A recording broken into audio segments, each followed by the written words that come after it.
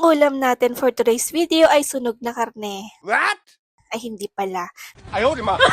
Tapa na karne ng kalabaw. Hindi gaya ng karne ng baboy na kapag tinapa ay mamula-mula. Ito naman ay itim pero hindi po yan sunog. Nilagyan ng maraming asin at saka pinausukan ng ilang oras. Kaya yung makunat na karne ay naging malambot na at hindi na kailangan pang pakuluan ng ilang oras bago kainin. Ipriprito lang natin ito ng kaunti at lalagyan ng kamatis at sibuyas. Hihiwain ko lang ng maliliit para mabilis lang maprito. Tingnan nyo naman yung loob ng karne, itim talaga siya. Ganyan talaga ang karne ng kalabaw. Magpainit lang tayo ng kawali, lagyan ng mantika, at iprito na natin ang tapa ng kalabaw. Ipiprito lang natin ito ng kaunti, baliktarin lang natin, at saka hanguin.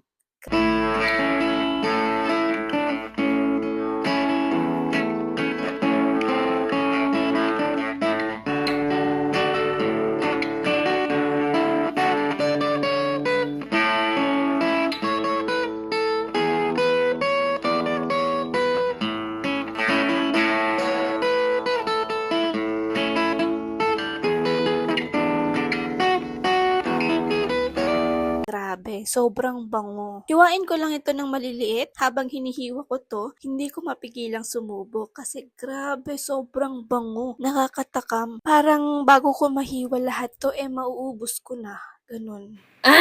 Ay, hindi pala. Wala tayong pang-ulam pag naubos mo yan. Ikaw na lang ang busog. Ang iba'y hindi. Kaya maawa ka. Magpigil-pigil ka ng bunganga dyan. Bilisan mo na lang maghiwa. Tignan mo, yung hiniwa mo, kakaunti na lang. Naubos mo na. Lagyan na rin natin ng kamatis. Siwain lang natin ng maliliit. Pamparami ba? Para magkasya sa amin. Kasi parang kakaunti eh. Tignan nyo naman. Paano magkakasya yan? Grabe naman kasi yung bunganga mo. Subo ka ng subo. Ayan tuloy. Kakaunti na lang ang natira. Lagyan din natin ng sibuyas, pandagdag na rin para marami-rami ba at magkasya. Ayan, lagyan natin ng asin. Ba't may asin pa? Maalat na yan. Tapos lagyan natin ng sibuyas at kamatis at saka suka at saka halu-haluin na natin gamit ang kamay. Huwag kayong mag-alala. Kami naman ang kakain, hindi naman kayo.